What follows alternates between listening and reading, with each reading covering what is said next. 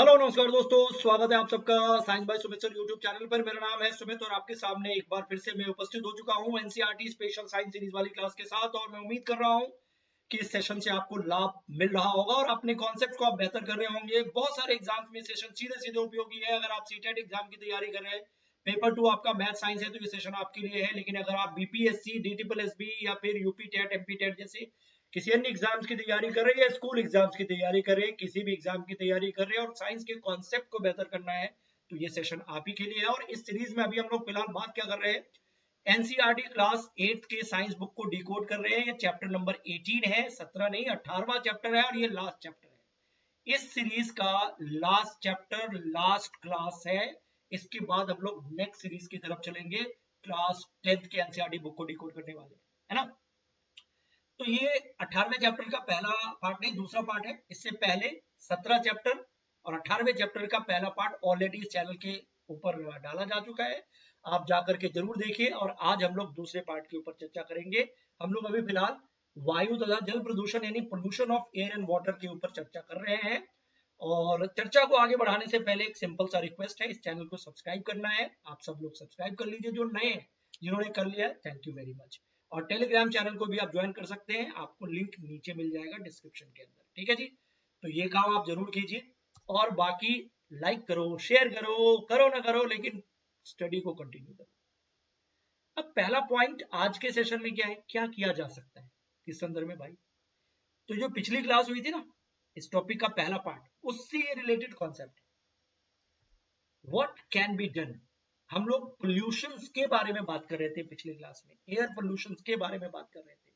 कैसे विभिन्न प्रकार के खतरनाक गैसें जो उद्योगों से, मोबाइल्स के चलने से, गाड़ियों के चलने से, कोयले या उपले को जलाने से निकलते हैं, कैसे वायु की गुणवत्ता को बुरी तरीके से प्रभावित कर रहे हैं और इससे हमारे ऊपर, आपके ऊपर खतरा मंडरा रहा है। कैसे ग्लोबल वार्मिंग जैसी विश्वव्यापी समस्या हमारे सामने मौजूद है, सबके ऊपर पिछली क्लास में हमने चर्चा की है। वो समस्याओं की बात हो रही थी। तो उसी क्रम में हमने ये भी बात की थी कि समस्या है तो इसका समाधान खोजा जाना चाहिए और सरकार के स्तर पर, संस्थाओं के स्तर पर जो काम हो रहा है वो ठीक है। हमारे आपके व्यक्तिगत लेवल पर भी हमें कुछ ना कुछ करते रहना चाहिए ताकि हम अपने ही पर्यावरण को बचा के रख सके। तो इसी संदर्भ में ये टर्म है कि व्हाट शुड बी डन, मतलब समस्या का समाधान कैसे निकाले, प्रदूषण को कम कैसे किया जाए। तो पहली चीज तो ये कि हमारी जो ऊर्जा की आवश्यकता है, क्योंकि ज्यादातर एयर पोल्यूशन का केस हमने देखा एनर्जी रिलेटेड अपशिष्ट पदार्थ हमारे वायुमंडल में मिलती है। जैसे ईंधन के जलने से sulphur dioxide, carbon dioxide, carbon monoxide, ये सब निकलते हैं ना। तो अपनी ऊर्जा की आवश्यकताओं की पूर्ति आमतौर पर हम किसके जरिए करते हैं, जीवाश्म ईंधन से यूजुअली आजकल खूब हो रहा है। मतलब डीजल, पेट्रोल, कोयला, केरोसिन, लकड़ी, ये सब है ना। लेकिन अच्छी बात यह है कि इन विकल्पों से इतर आज के टाइम में हमारे पास कुछ वैकल्पिक ईंधनों को यूटिलाइज करने की क्षमता है। मतलब ऑल्टरनेट सोर्स ऑफ एनर्जी, ठीक है ना, जिसमें सौर ऊर्जा, hydraulic energy, hydro energy, wind energy, पवन ऊर्जा, ये सब क्या है, इससे पर्यावरण को कोई नुकसान नहीं होता। सूरज की किरणें, सूरज की गर्मी, सूरज जिसे अल्टीमेट सोर्स ऑफ एनर्जी कहते हैं, उसको यूटिलाइज करो ना ईंधन के रूप में। और तकनीक इस पे काम कर रहा है। बिजली बनती है सोलर एनर्जी से, बिजली बनती है पानी से, बिजली पवन ऊर्जा से भी बनती है। तो जब इन सब से बिजली बनने के साधन उपलब्ध है, हो सकता है बिजली बनते हैं और यूज भी हो रहे हैं, तो फिर कोयले से बिजली बनाने की आवश्यकताओं की तरफ हमें सोचना नहीं चाहिए, उससे हमें दूर जाना चाहिए। तो वैकल्पिक ईंधन, solar energy, hydro energy, wind energy, ये सब उपलब्ध है। इनसे पर्यावरण प्रदूषण ना के बराबर होता है। कहते हैं दिल्ली संसार में सर्वाधिक प्रदूषित नगर था भी, रहता भी है अभी भी। यहाँ पेट्रोल तथा डीजल से चलने वाले मोटर वाहनों से निकले धुएं के कारण दम घोटू वातावरण था, अभी भी होते रहते हैं बीच बीच में। वाहनों को सीसा रहित पेट्रोल, सीएनजी यूटिलाइज करने के लिए एक तरीके से आदेश दे दिया गया। दिल्ली में ना गाड़ियां सीएनजी गाड़ी चलती है, डीजल पेट्रोल वाली गाड़ी काफी कम है। ये धीरे धीरे, अब तो इलेक्ट्रिक व्हीकल का सिस्टम चल रहा है, तो धीरे धीरे इससे कम हो रही, वातावरण की गुणवत्ता बढ़ रही है, पर अभी भी बहुत कुछ किया जाना बाकी है। तो ऊर्जा के वैकल्पिक स्रोतों की तरफ हमें जाना चाहिए। अगर व्यक्तिगत लेवल पर हम बात करें, गाड़ी चलाते हैं तो सीएनजी यूटिलाइज करो, क्योंकि इससे बहुत कम प्रदूषण फैलता है पेट्रोल के बदले में। ईवी अगर आप यूज कर सकते हो, इलेक्ट्रिकल व्हीकल, तो और भी ये सीएनजी से भी बेहतर हो सकता है ना। इन उपायों से वातावरण स्वच्छ होगा ना, ये तो हम व्यक्तिगत लेवल पर कर सकते हैं, सरकार को जो करना है वो करती है। पौधारोपण होना चाहिए, वृक्षारोपण होना चाहिए, जागरूकता अभियान होना चाहिए, ये सब भी होना चाहिए। हमारे थोड़े से योगदान से पर्यावरण की अवस्था में विशाल अंतर उत्पन्न हो सकता है, और हम पेड़ वृक्ष लगा सकते हैं तथा पड़ोस में लगे वृक्षों का पोषण कर सकते हैं, देखरेख कर सकते हैं। क्या आप वन महोत्सव के विषय में जानते हैं? ये प्रश्न पूछ सकते हैं कि वन महोत्सव कब मनाया जाता है। जुलाई माह में प्रतिवर्ष लाखों वृक्ष रोपित किए जाते हैं इस महोत्सव के द्वारा। ये बच्चों का विजुअल आप देख सकते हो, ठीक है ना। So, do you know about the Van Mahotsav? Yes. When lakhs of trees are planted in July every year. तो वन महोत्सव जुलाई में आयोजित होता है। ये अच्छी बात है, इस तरह के महोत्सव साल में 2-2 बार आयोजित होने चाहिए, क्योंकि इसमें पेड़ पौधों को लगाया जाता है, उसके संरक्षण की बात की जाती है ना। चलो, एयर पोल्यूशन के बारे में समस्या समाधान की तरफ हम लोग बात कर रहे थे। अब एक दूसरा इंपॉर्टेंट मुद्दा है वाटर पोल्यूशन, जल जनित बॉडीज का कंटेमिनेट हो जाना, और इसमें भी मानवीय क्रियाकलापों की भूमिका काफी महत्वपूर्ण रही है इस प्रदूषण में भी। नेचर अपने लेवल पे, नेचर के द्वारा जो कुछ भी प्रॉब्लम क्रिएट किया जाता है वो अपनी जगह, वो हमारे बस में नहीं है, लेकिन इंसानी वजहों से जो ये पानी खराब हो रहा है, नदी बेकार होता जा रहा है, तो उस सब को कंट्रोल करना जरूरी है। जब भी वाहित मल, विषैले रसायन, टॉक्सिक केमिकल्स, गाद आदि जैसे हानिकारक पदार्थ ऐसे पानी में छोड़ दिए जाते हैं, नदी में छोड़ दिए जाते हैं, तो नदी का सत्यानाश हो जाता है, पानी कंटेमिनेट हो जाता है। और जो पदार्थ इस पानी को खत्म करे, पानी के प्रदूषण को बढ़ाए, पानी की गुणवत्ता को कम करे, उसे वाटर पॉल्यूटेंट कहते हैं। जैसे एयर पॉल्यूटेंट होते हैं, वैसे वाटर पॉल्यूटेंट होते हैं। कुछ केमिकल्स हो सकते हैं, कचरे हो सकते हैं, गंदगी हो सकती है, मल हो सकते हैं, ये सब पानी को खराब करता है। और विशेष केस स्टडी से कुछ पॉइंट आपको बताया गया है कि कैसे जल प्रदूषित हो सकता है। गंगा नदी की बात करो, गंगा भारत की प्रसिद्ध नदियों में से एक है, और यह अधिकांश उत्तरी, केंद्रीय तथा पूर्वी भारतीय जनसंख्या का पोषण करती है। मतलब उत्तर और केंद्रीय, मतलब गंगा कई राज्यों से होकर के गुजरती है, यूपी, बिहार, उत्तराखंड से लेकर के झारखंड, बंगाल, है ना। तो कई जनसंख्या का पोषण करती है ये नदी, है ना। भरण पोषण, कृषि कार्य किए जाते हैं। करोड़ों व्यक्ति अपनी दैनिक आवश्यकताओं और जीविका के लिए इवन इस पर निर्भर है, परंतु हाल में प्रकृति के लिए विश्वव्यापी कोष WWF द्वारा किए गए अध्ययन में पाया गया है कि गंगा संसार की 10 ऐसी नदियों में से एक है जिनके अस्तित्व के ऊपर ही खतरा है। It is in danger, yes. Ganga नदी का मार्ग देखो, ये पूरा, ये आप ज्योग्राफी में पढ़ते रहते ना, गंगोत्री, उत्तराखंड, हरिद्वार, दिल्ली, कानपुर, ठीक है ना। सहायक नदियों को जोड़ के भी बोला जाता है, इलाहाबाद, वाराणसी, बिहार, पश्चिम बंगाल एंड सो ऑन, फिर बंगाल की खाड़ी, ये पूरा इसका वो है, मार्ग है, ठीक है। लेकिन केस स्टडी क्या बताता है? WWF कह रहा है कि इंडेंजर्ड कैटेगरी में आ रहा है, ये नदी के अस्तित्व के ऊपर खतरा है, क्योंकि पोल्यूशन इतना बढ़ गया है ना। इसके कारण मानवीय प्रयास ही है कहीं ना कहीं, उसी वजह से ऐसा हो रहा है। इसके प्रदूषण स्तर में कई वर्षों से निरंतर वृद्धि हो रही है। इतने प्रदूषण स्तर तक पहुंचने का कारण यह है कि जिन शहरों या बस्तियों से ये नदी प्रवाहित हो रही है ना, वहां के निवासी अत्यधिक मात्रा में कचरा, कूड़ा करकट या अनट्रीटेड वाहित मल, डेड बॉडी ऐसे पानी में सीधे फेंक देते हैं, और बड़ी बड़ी फैक्ट्रियों के केमिकल्स भी ऐसे सीधे बहा दिए जाते हैं। तो पानी की स्थिति तो खराब होगी ना। वास्तव में कई स्थानों पर प्रदूषण स्तर इतना अधिक है कि इसके जल में जल जीव जीवित नहीं रह पाते हैं, वहां उस जगह पे ये नदी ही निर्जीव हो गया है। मतलब in fact river is dead eight many places, Ganga नदी कई जगहों पे इतना खराब हो गया कि उसको डेड या मृत या निर्जीव की श्रेणी में रख दिया गया, क्योंकि जलीय जीव को सरवाइव करने लायक स्थिति वहां पे नहीं है। पोल्यूशन लेवल इतना हाई हो गया, एक्वेटिक लाइफ जो पानी में रहने वाले जीव है ना, मछलियां जो भी जीव, वो सरवाइव ही नहीं कर पा रहे, इतना गंदा हो गया। तो अब वो नदी नदी नहीं बल्कि निर्जीव डेड बॉडी बन गई, एक तरीके से काला हो गया हुआ अलग अलग जगहों पे। अभी भी इस पे अगर काम किया जाए तो उसको ठीक किया जा सकता है, देखा जाए तो। बहुत सी औद्योगिक इकाइयां हानिकारक रसायनों या एकदम टॉक्सिकेटेड मटेरियल्स, केमिकल्स नदियों तथा नालों में प्रवाहित कर देते हैं, और कुछ तो अनट्रीटेड होते हैं, जिसके कारण जल प्रदूषण होता है। उदाहरण के लिए वो जो ऑयल रिफाइनरी हमने देखा था कि एयर पोल्यूशन में भी योगदान करता है, ये वाटर पोल्यूशन में भी योगदान करता है, केमिकल्स बहा दिए जाते हैं। कागज की फैक्ट्रियां हैं, वस्त्र या चीनी मिले हैं, रासायनिक फैक्ट्रियां, ये सब केमिकल पदार्थ को ऐसे ही बहा देते हैं पानी में। इन विसर्जित रसायनों में आर्सेनिक, लेड तथा फ्लोराइड होते हैं, जिनसे पौधे और पशुओं में अविष्टता उत्पन्न होते। दिस इज द क्वेश्चन, ये पूछ सकते हैं। these chemical released these chemicals release include arsenic, chemical में ये arsenic content, lead and fluorides, ये खतरनाक है, which led to toxicity in plants and animals around it। तो ये चीज आप याद रखेंगे।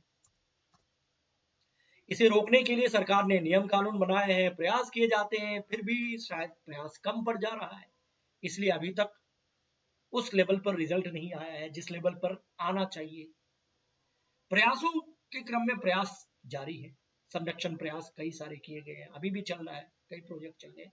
इनके अनुसार उद्योगों को अपने यहाँ ऐसे नियम जो बनाए गए ना, नियम में ये बता दिया गया कि उद्योग या इंडस्ट्री, ठीक है वो भी जरूरी है, उनके यहाँ जो कचरा उत्पन्न होता है, अपशिष्ट वेस्ट उत्पन्न होता है, उसको पानी में बहाना अगर एकमात्र ऑप्शन है तो उससे पहले, पानी में बहाने से पहले उसको ट्रीट करो, उपचारित करो, तब जाकर के पानी में उसे छोड़ो। नहीं तो ऐसे सीधे, अगर हाँ उपचारित करने में थोड़ा खर्चा लगता है तो बहुत सारे इंडस्ट्री वाले क्या करते हैं, उसको ऐसे ही फेंक देते हैं पानी में। लेकिन कानून कहता है कि उसको पहले ट्रीट करो और कोशिश करो कि आप पानी को बचाओगे। लेकिन ये नियम कानून बहुत सारी कंपनियों के द्वारा फॉलो नहीं किए जाते, इसलिए प्रॉब्लम और बढ़ रही है। अशुद्ध जल से जलीय जीवों पे ही सिर्फ असर नहीं पड़ता है, बल्कि मिट्टी भी प्रभावित होती है, जिसके कारण मिट्टी की अम्लीयता में परिवर्तन होता है, कृमियों में वृद्धि में भी परिवर्तन हो सकता है, मिट्टी की गुणवत्ता खराब हो सकती है, फसल पे असर पड़ सकता है, तो इनडायरेक्टली बहुत सारी प्रॉब्लम हो सकती है। हमने अध्याय 1 में देखा था कि फसलों की सुरक्षा के लिए पीड़कनाशी तथा अतृणनाशी कितने महत्वपूर्ण है। We have learned in chapter 1 the importance of pesticides and weedicides, जो केमिकल्स के तौर पर इन पदार्थों का इस्तेमाल फसलों के लिए किया जाता है, फसलों के खेत में किया जाता है, क्रॉप प्रोडक्शन के लिए किया जाता है, प्रोटेक्शन के लिए, ये बड़ा महत्वपूर्ण है। लेकिन ये रसायन जल में घुलकर खेतों से नदी नाले में पहुंच जाते हैं और फिर नदी के पानी को प्रदूषित कर देते हैं। ये भूमि में रिसकर मिट्टी को भी खराब करते हैं, भौम जल के लेवल को, ग्राउंड वाटर को भी कंटेमिनेट कर देते हैं। तो सावधानी से यूज करना चाहिए, कम से कम यूज करना चाहिए, ये भी ध्यान रखना। तो ये भी कहीं ना कहीं प्रॉब्लम क्रिएट कर सकता है। क्या आपने ऐसे तालाबों को देखा जो दूर से देखने पर काफी ग्रीन ग्रीन हरे हरे प्रतीत होते हैं, क्योंकि बहुत से शैवाल के कारण ऐसा होता है, उसमें शैवाल या एल्गीज उगाते हैं। ये उर्वरकों में उपस्थित नाइट्रेट एवं फॉस्फेट जैसे रसायनों के अधिक मात्राओं के कारण होता है, ये लिखा हुआ है। हद से ज्यादा एल्गी का तालाब में आ जाना ये प्रदूषण को इंडिकेट कर देता है। अत्यधिक मात्रा में नाइट्रेट और फॉस्फेट जैसे रसायनों के कारण हो सकता है। ये रसायन शैवालों को फलने फूलने के लिए आवश्यक न्यूट्रिएंट प्रदान करते हैं। जब ये शैवाल मर जाते हैं तो जीवाणु जैसे घटकों के लिए भोजन का कार्य करते हैं। बैक्टीरिया के लिए मरा हुआ शैवाल भोजन के रूप में काम करता है। ये अत्यधिक ऑक्सीजन का उपयोग करते हैं। इससे जल में ऑक्सीजन के स्तर में कमी आ जाती है, जिससे जलीय जीव मर सकते हैं। तो शैवाल के कारण भी प्रॉब्लम हो सकती है। नाइट्रेट, फॉस्फेट इनको सपोर्ट दे देता है शैवाल को, है ना। तो ये भी एक इंडिकेशन है पोल्यूशन का। कभी कभी अनट्रीटेड वाहित मल अपशिष्ट सीधे नदियों में प्रवाहित कर दिए जाते हैं। इसमें खाद्य अपशिष्ट, अपमार्जक, सूक्ष्म जीव सब कुछ हो सकते हैं। क्या भौम जल या ग्राउंड वाटर मल द्वारा दूषित हो सकते हैं? हाँ, हो सकता है। वाहित मल द्वारा संदूषित जल में जीवाणु, वायरस, कवक, परजीवी कुछ भी हो सकते हैं, जिनसे हैजा, पीलिया या फिर टाइफाइड जैसे मियादी बुखार जैसे रोग फैल सकते हैं। खराब पानी से बहुत सारी कंटेमिनेटेड वाटर डिजीज की प्रॉब्लम होती है। वाटर बॉर्न डिजीज हो सकती है, बैक्टीरियल डिजीज, वायरल डिजीज। हैजा इसी तरीके की एक बीमारी है, टाइफाइड इसी तरीके की बीमारी है। पोलियो, पोलियो नहीं, पीलिया, जिसको हम जॉन्डिस कहते हैं, ये पीलिया लिखा हुआ, ये खराब पानी से होता है ना। मैमल्स जो होते हैं स्तनधारियों के मल में जो फीसिस में जो अपशिष्ट होते हैं ना, जीवाणु, अपशिष्ट पदार्थ में जो जीवाणु होते हैं, बैक्टीरिया, जल की गुणवत्ता के सूचक है। कितने हिसाब से बैक्टीरिया मौजूद है पानी में, फीकल बैक्टीरिया, वो पानी की गुणवत्ता को बताता है। Very important, the bacteria present in the feces of mammals are indicators of the quality of water. जैसे जानवरों या स्तनधारी के जो अपशिष्ट होते हैं ना, मलमूत्र, वो पानी में अगर मिल जाए और उसमें जो बैक्टीरिया होता है वो पानी में होता है, अगर उसका लेवल ज्यादा है, बैक्टीरिया का लेवल, तो कहीं ना कहीं ये पानी की खराब स्थिति को रिप्रेजेंट करता है। यदि जल में ऐसे जीवाणु है, तो इसका अर्थ है कि वह जल मल युक्त पदार्थों द्वारा कंटेमिनेटेड है, एक लेवल तक है और उसमें बैक्टीरिया के साइन मिल रहे हैं, तो सही पानी नहीं है वो। अपशिष्ट बैक्टीरिया मतलब फीसेस में, मल में जो बैक्टीरिया पाया जाता है, वही अगर पानी में उपलब्ध है तो फिर प्रॉब्लम को इंडिकेट करता है। इस प्रकार यदि इस प्रकार के जल का हम उपयोग करते हैं तो सीधे सीधे हम बीमार पड़ सकते हैं। कुछ नहीं करना है, खुद अपने आप बीमार पड़ जाएंगे। इन्हीं सब वजहों से पानी को प्रदूषण से बचाने का प्रयास अलग अलग तरीके से किया जाता है। जागरूकता फैलाओ, नियम कानून बनाओ, नियम कानून को इन्फोर्स करने के लिए एजेंसी बनाओ, उनके बीच तालमेल रखो, और कई प्रोजेक्ट पे काम कर चल रहा है। अभी भी वर्तमान सरकार के कई प्रोजेक्ट इस संदर्भ में कार्य कर रहे हैं। और गंगा की बात करें तो ऐतिहासिक तौर पर 1985 का ईयर बड़ा इंपॉर्टेंट है। 1985 में गंगा नदी को बचाने के लिए एक बहुत ही महत्वाकांक्षी परियोजना आरंभ की गई, जिसे गंगा एक्शन प्लान कहा जाता है। परंतु बढ़ती जनसंख्या तथा औद्योगिकरण ने, इंडस्ट्रियलाइजेशन ने पहले से ही इस महाशक्तिशाली नदी को काफी हानि पहुंचा दी है। तो बहुत सारे प्रोजेक्ट चल रहे हैं, अभी भी वर्तमान सरकार के भी कई प्रोजेक्ट चल रहे हैं। बहुत पहले से ये गंगा एक्शन प्लान अमल में ला दिया गया, लेकिन उसके बावजूद भी रिजल्ट मिला, बट वैसा नहीं मिला। तो इसका मतलब अभी बहुत सारे कार्य किए जाने बाकी है, नदी को बचाना है। एक और तथ्य है कि क्या आप जानते हैं कि गर्म पानी भी एक प्रदूषक हो सकता है? गर्म जल, hot water can also be a pollutant. Yes, जब गर्म जल, मतलब ऐसे समझो, यह जल जो जिसे हम हॉट वाटर कहते हैं, कहां से आता है? विद्युत संयंत्रों, इलेक्ट्रिकल पावर प्लांट तथा उद्योगों से ये गर्म पानी आते हैं। और अगर इसे नदी में बहा दिया गया, इस गर्म पानी को, डेफिनेटली इसका टेम्परेचर काफी ज्यादा होगा, और एक लेवल से ज्यादा नदी में गर्म पानी आ गया, टेम्परेचर उसका बढ़ गया, तो जो पानी के अंदर जीव है वो कैसे सरवाइव करेंगे? किसी वजह से अगर हवा में, अभी हम जिस माहौल में रहते हैं उसका टेम्परेचर 70 डिग्री सेल्सियस हो जाएगा, 80 डिग्री सेल्सियस हो जाएगा, तो हम सरवाइव कर पाएंगे? 45-46 में तो हालत खराब होने लगती है।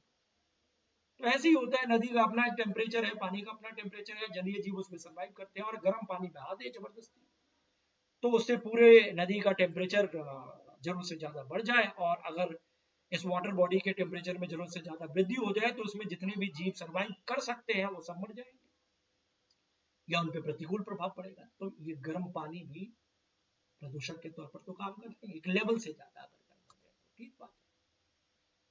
पेयजल क्या होता है तथा इस जल को शुद्ध कैसे किया जाता है? पेयजल, ड्रिंकिंग वाटर जिसको हम लोग कहते हैं, it is also called portable water. What exactly it means? ठीक है, पीने लायक पानी। देखने में जो जल हमें स्वच्छ प्रतीत होता है ना, हो सकता है कि उसमें रोग वाहक सूक्ष्म जीव हो, अपशिष्ट पदार्थ हो, बैक्टीरिया हो, दिखने में वो नहीं दिखाई दे रहा है, छोटा है बैक्टीरिया जीव या ऐसे प्रदूषक कण उसमें छोटे हैं, लेकिन दिखने में वो साफ दिख रहा है पानी, बट वो शायद यूजेबल नहीं हो। अतः पीने से पहले पानी को शुद्ध करना आवश्यक है।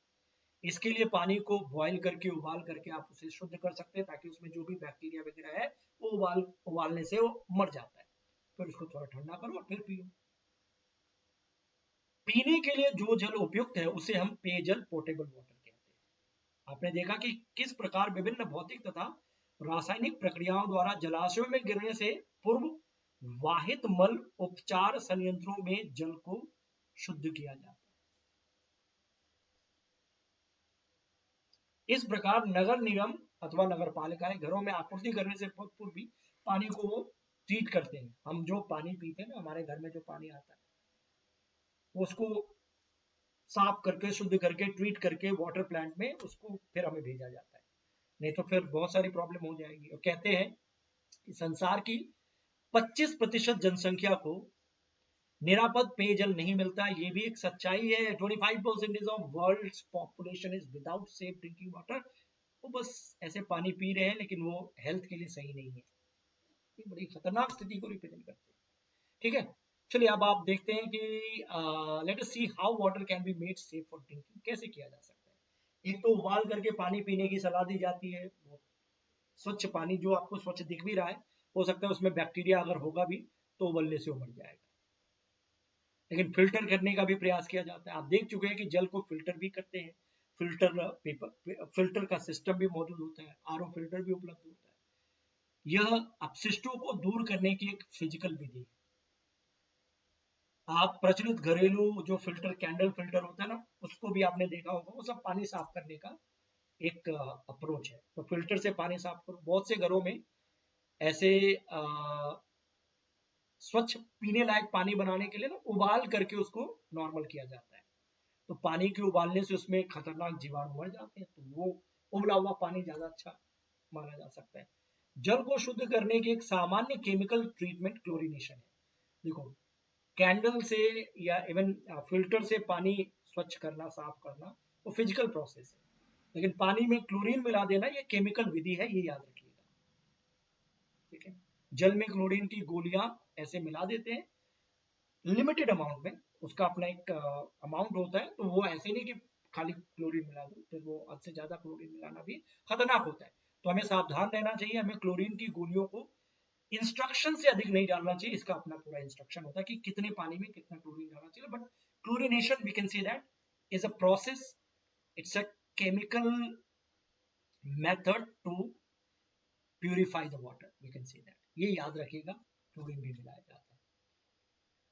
और वाटर पोल्यूशन की स्थिति को कम करने के लिए और क्या किया जा सकता है? तो पहली चीज, औद्योगिक इकाइयों के लिए बनाए गए नियमों को सख्ती से लागू किया जाना चाहिए, ताकि प्रदूषित जल को सीधे ही नदियों या झीलों में ऐसे नहीं बहाया जा सके। पहला तो ये नियम कानून जो बने उसको सख्ती से पालन करवाओ। दूसरा, सभी औद्योगिक क्षेत्रों में जल उपचार संयंत्र स्थापित करना बहुत जरूरी है।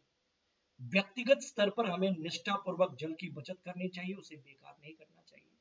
और साथ ही साथ ये जो रिड्यूस, रीयूज और रिसाइकिल जो है, 3R प्रिंसिपल जिसको हम लोग कहते हैं, पानी का उपयोग कम से कम करो, जरूरी हो तभी, बर्बाद मत करो। रिड्यूस मतलब कम उपयोग। एक बार पानी यूज हो गया तो रीयूज भी आप कर सकते हो। 1R का मतलब कम यूज करना। दूसरा, जैसे मान लो पानी एक पानी है, ठीक है, एक चीज में आपने उसे यूटिलाइज कर लिया, तो उसको दूसरी चीज में भी यूटिलाइज कर सकते हो अगर संभव है तो, है ना। तो रीयूज भी किया जा सकता है और रिसाइकिल भी करना चाहिए। तो रीयूज, रिड्यूस, रिसाइकिल, ये 3R का मूल मंत्र चलता रहता है। इससे आप वाटर पोल्यूशन की मतलब वाटर पोल्यूशन की स्थिति को थोड़ा बेहतर कर सकते हो। मतलब पोल्यूशन के खात्मे की तरफ आप अपना प्रयास लगा सकते हो, रिड्यूस करके, रीयूज करके, रिसाइकिल करके, व्यक्तिगत लेवल पर भी और संस्थागत लेवल पर भी, ठीक है। और ये जल उपचार संयंत्र है, वाटर ट्रीटमेंट प्लांट है, इसको ट्रीट करना जरूरी होता है वाटर को ऐसे भेजने से पहले।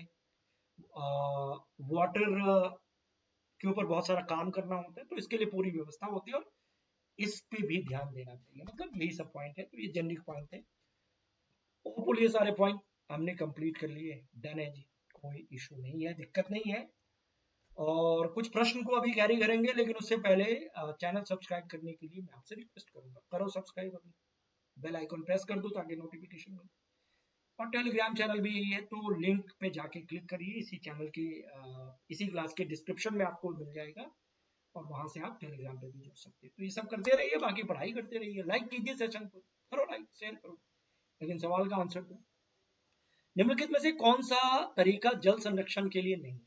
विच of the following is not a way to conserve water? अभी 3R में तीनों आर की बात हमने अभी जस्ट की है, इसमें से कोई एक आपको ऐसा दिख रहा है कि ये यार आर तो था ही नहीं?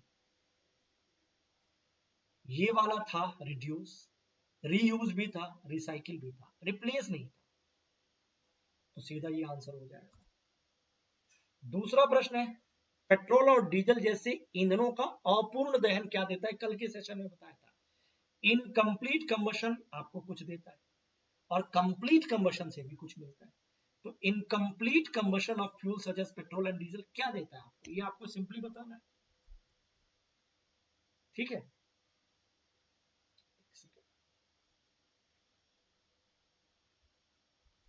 तो बताइए भाई साहब, nitrogen oxide, sulphur dioxide, carbon monoxide, carbon dioxide. अगर इनकम्प्लीट होगा तो कार्बन मोनोऑक्साइड, CO, बहुत डेंजरस। और कंप्लीट होगा तो कार्बन डाइऑक्साइड या अन्य और भी। तो ये तो आप जानते हैं, पिछली क्लास में हमने इसके बारे में अभी जस्ट पढ़ा है कि पोर्टेबल वाटर किसको कहते हैं। टेक्निकल प्रश्न है, जेनरिक प्रश्न है। पेयजल क्या है? जो नदी से प्राप्त होता है क्या उसको पेयजल बोलेंगे, या जो झील से प्राप्त होता है, या फिर शुद्ध और पीने योग्य को पेयजल बोलते हैं, कपड़ा धोने का काम आता है? तो इसका सीधा जवाब यही है, शुद्ध और पीने योग्य, pure and fit for drinking water, पेयजल इसी को कहते हैं, पीने लायक। वृक्ष हमारे पर्यावरण का प्रदूषण कम करने में मदद करते हैं। हाँ जी, प्रतिवर्ष जुलाई के महीने में लोगों द्वारा लाखों पेड़ लगाए जाते हैं। ये अवसर क्या कहलाता है? ये पढ़ा था ना कल के सेशन में, तो आप ही बताओ क्या कहलाता है? जुलाई के महीने में कुछ होता है पर्यावरण संरक्षण के दिशा में, प्रयास किए जाते हैं हर वर्ष। इसे जो वन संरक्षण दिवस कहते हैं, या वृक्षारोपण माह कहते हैं, या वन महोत्सव कहते हैं, या वन्य जीव सप्ताह कहते हैं? तो ये मैं चाहूंगा आप ही इसका जवाब दो, क्योंकि कल के ही सेशन में इसके बारे में बात हुई थी, वन महोत्सव। तो इसलिए इसमें कोई कंफ्यूजन नहीं है, जुलाई के महीने में। निम्नलिखित में से कौन सी गैस ग्रीन हाउस गैस नहीं है? ये कल मैं करवा चुका हूं, इस प्रश्न का आंसर आपको पता है, नहीं पता है आप कल का सेशन देखिए, और मैं करवा चुका हूं, तो आप जानते हैं। और अगर जानते हो तो इसका ऑप्शन आप मुझे बताओ, या इसका आंसर कमेंट में लिख दो, ठीक है, क्योंकि ये मैंने अभी करवाया था। तो बस यही है, ये सीरीज खत्म, क्लास 8 डन। 1 से लेकर के 18 चैप्टर मैंने पूरा का पूरा करवा दिया, ठीक है ना, लाइन बाय लाइन। अब जो नेक्स्ट सीरीज होने वाली है आपकी एनसीईआरटी में ही, क्लास 10th, और वो सीरीज भी आपको देखना है। अगर नहीं देखोगे तो मैं बंद कर दूंगा सीरीज, तो इसलिए आप जैसे जैसे इसको देखोगे वैसे वैसे और भी कंटेंट में आपके लिए लाऊंगा। तो आपका रिस्पॉन्स भी तो देखना होगा ना, ऐसे नहीं सीधे सीधे कुछ भी आप चलाते जाओ। इसलिए क्लास 10, फिर 9th भी करवाऊंगा, और बहुत सारी चीजें, MCQ भी करवा दूंगा, सब करवाऊंगा। लेकिन उसके लिए आपका रेगुलर इस चैनल पे विजिट करते रहना, चैनल को सब्सक्राइब करना, लाइक करना, शेयर करना, आप ही लोग उठाओ इस चैनल को। बाकी मैं तो अपने साइड से प्रयास कर ही रहा हूँ कंटेंट के जरिए, तो ये सब काम करना है। और फिलहाल के लिए मैं कहता हूँ ओके बाय बाय, ये सेशन समाप्त। अब आगे आपसे अगले सेशन में मैं मिलूंगा, ठीक है। तब तक आप पढ़ते रहिए, आगे बढ़ते रहिए। All the best, bye bye.